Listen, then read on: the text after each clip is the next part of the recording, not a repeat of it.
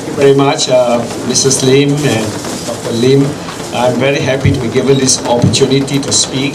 And I think the younger people, younger, that means later, those who come after Dr. Lim Hock Siew should also speak, so that Dr. Lim Hock Siew is not just a man of the past, of the old generation, but he lives on in us, the younger generation. Friends and fellow Singaporeans, Dr. Lim Hock Siew was my hero since I was a child. His name and the names of his comrades always got mentioned whenever my sisters and brothers discuss about the future of our country. It was the tumultuous days of the great anti-colonial era of the 1950s and the 1960s. We followed the speeches and movements of our heroes closely, looking for directions of what to do and how we could play a part. Our family lived in Queen Street, opposite the St. Anthony's Boys' Schools where I studied, and close to Catholic High School.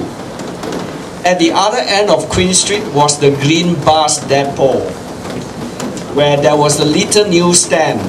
Every Saturday evening, my brothers and I would pick up a fresh copy of Zheng Xian Bao, hot from the press. It was also from there that I would get my copy of the Plebeian, the English newsletter of the Barisan Socialists. Whenever I read the Plebeian, I felt as though Dr. Lim Hock Siew and his English-educated comrades, such as Dr. Po Su Kai, Said Zahari Woodhouse, and others, were talking to me from their prison cells. They kept my interest in politics alive, even though they were locked away. So it was quite natural for me to choose to study philosophy, politics, and economics when I was offered a scholarship to study at Oxford University. It was a choice that did not go down well with the Public Service Commission at that time. I remember being told to choose to study economics with engineering science, or not given a scholarship at all by the PSC. But I persisted and succeeded in persuading the PSC to let me study PPE. And I thank Dr. Lim Hock Siew and his comrades for inspiring me and cultivating in me from a very young age a lifelong interest in politics and the affairs of the country. His influence and the influence of his comrades did not stop with me. After I graduated and returned home for my interview with the PSC, the late chairman, Mr. Tan Teck Chui, asked me if I would recommend PPE for future scholars and how schools should prepare them for the course, since the emphasis had always been on science and engineering subjects for PSC scholars. I said yes without hesitation, and that schools should start special classes to prepare our students for the unfamiliar subject of PPE. I was glad to know that a few years later, the Prom Show program was born at Hwa Chong Junior College. As you know, Prom Show, for those who are not familiar, Prom Show stands for Pre-University Overseas Merit Scholarships for Humanities at Oxbridge. In the past, the study of politics was to be avoided like the plague. But today, PPE is the subject of choice of many Singaporeans, including PSC scholars. Many PPE graduates are now occupying key leadership positions in the Singapore government, banks, industry, and the professions.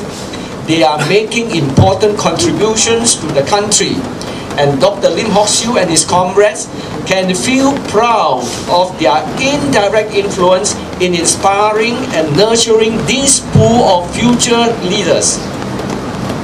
The influence ideas of Dr. Lim Hock Siew followed me to the UK. I participated actively in student politics. I attended the meetings of FIAMSO, the Federation of UK and AL Malaysian and Singapore Students Organizations. I remember distinctly in 1975, the annual conference of FIAMSO at Sheffield University, where tape recordings of the speeches of Drs. Lim Hock Siew and Dr. Po Su Kai were played out, and they captivated the audience. Many of us made speeches in support of them and their struggles for Singapore, including me. I was on a government scholarship, anyway, I couldn't be bothered, I spoke up. It spoke volumes of their influence on us and the support they have amongst students. I did not get to meet Dr. Lim Hock Siew in person until much later in life.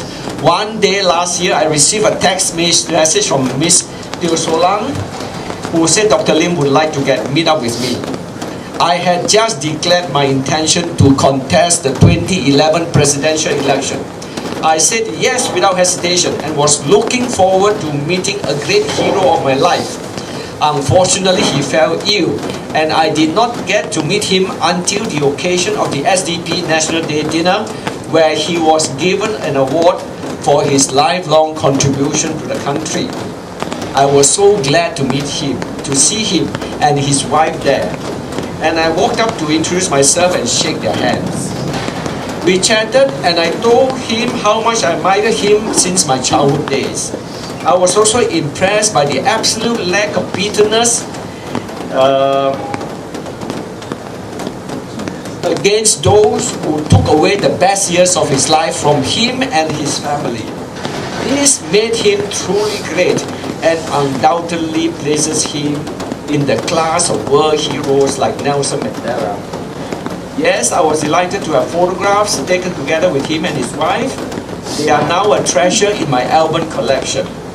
I subsequently met him again at the Dr. Ang Swee Chai lecture when I spotted him and I sat down next to him throughout the lecture. It was always a pleasure and delight to have a conversation with Dr. Lim, but unfortunately, there were not many opportunities to do so. But his ideas and influence live on in the many friends that I met with him and through him. In the last few days of his wake, I got to meet his family and his brothers and sisters who told me they were classmates of my two sisters, Ling Chu and Ling Ching, at Chung Cheng High School and were active in student politics together. They also told me that Dr. Lim Hock Siew was my great supporter for the presidential election and was active in sending out text messages to his friends urging them to vote for me.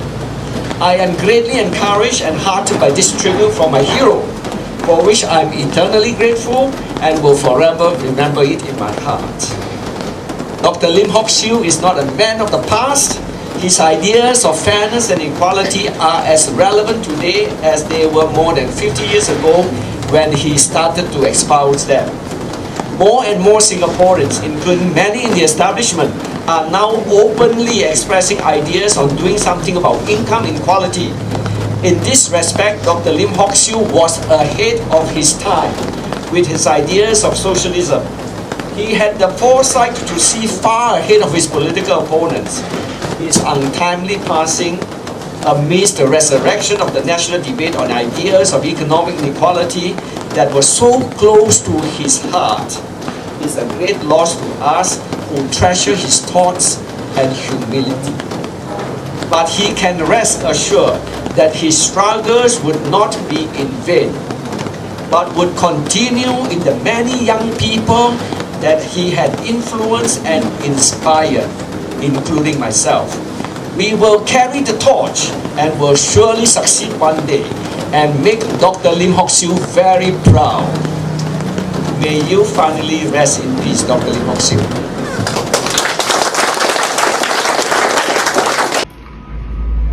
Boys and girls, thank you for supporting Band Social Club.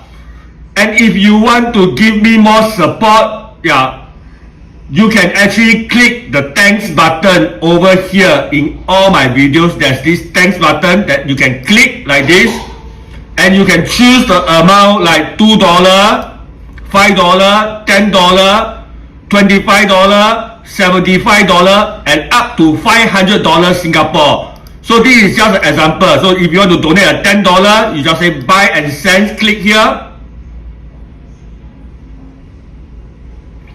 Then you can choose credit card, debit card, or even using PayPal to buy this $10 and as an ampao money for me, that means a donation to Band Social Club. Okay, So I hope to have support from you all. And if you have disposable cash and you want to support Ben Social Club, please support. Thank you. 谢谢，感恩。Hello, boys and girls. Welcome to Ben Social Club. Hello, I'm City Boy, and I hope all of you will give me your support by subscribing to Ben Social Club. Why?